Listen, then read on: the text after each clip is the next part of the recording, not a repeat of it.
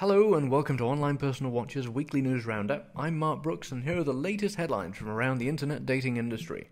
Match and Chemistry's parent company, IAC, had a profitable third quarter thanks to its asset sales, yet revenue from Match and IAC's dating sites dropped by $13 million to $81 million. IAC attributed the decline to the absence of Match Europe, which was sold to French competitor Meetic last June. One bright spot for Match, paid subscriptions grew by 5%. To 1.4 million. Why is this? Match tell me it's basically because they're better at targeting users. Case in point, it's interesting how they blanketed the Oodle.com classified site recently. It's tough for any other dating site to get a shoe-in on Oodle now that they've loaded 700,000 profiles from Match.com. I talked with Merger Market this week about the possibility that Friend Finder Networks could sell its non-core businesses before the end of the year. It really was quite hypothetical, I should note. Sure, it's unlikely, but it's possible. Properties that don't really fit the fold include GradFinder and Big Church, for example. FriendFinder filed for an IPO last December in hopes of raising up to $460 million to pay off its debt. Noel Biderman, who runs Avid Life Media, he thinks FriendFinder would be wise to attempt to sell its international properties to companies focused on particular geographic regions, i.e. FriendFinder's Latino dating site Amigos might have better success in the hands of a company concentrating solely on the Latino market. FriendFinder's sites could bring in between 7 to 8 times EBITDA, according to Noel. Also, in international news, statistics from September show singles in the UK, Spain and Switzerland have had a change of heart regarding their favourite dating sites. Here's a comparison of Nielsen UK's unique audience rankings from this past August and September.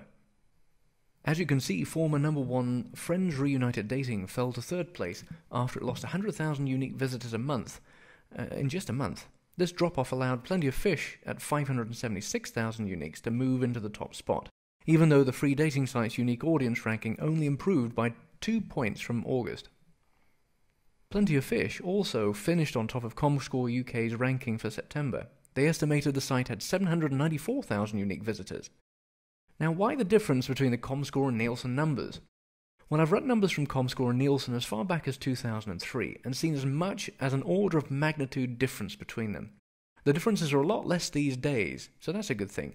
But it's really a matter of how and where they pull the numbers and how they do their math. Ultimately, the best bet is to draw your conclusions on rankings from multiple competitive intelligence sources, which is why I list them at markslist.com. Just type in that domain and you'll see the latest rankings each month. It forwards right into the OPW page. Date the UK came in second to plentyoffish.com in the UK with 733,000 uniques, according to ComScore.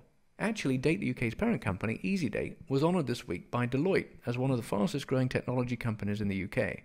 EasyDate's revenue increased 10x from 2004 to 2008, and Deloitte ranked EasyDate at number 30 on their annual Technology Fast 50 list for the UK.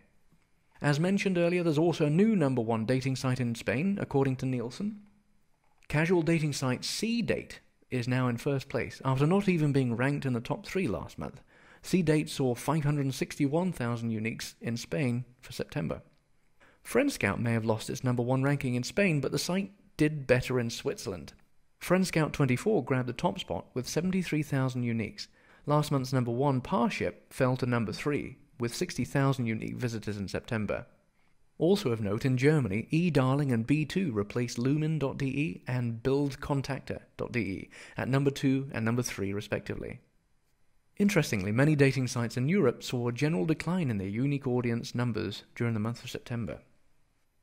I asked ComScore how many people visit dating sites worldwide, and they were kind enough to share their latest worldwide number. In August 2009, there were 113 million unique visitors to dating sites around the world. Well, there you have it. That's 113 million uniques. To put that number in perspective, that's more than the entire population of England, Spain, and Portugal combined.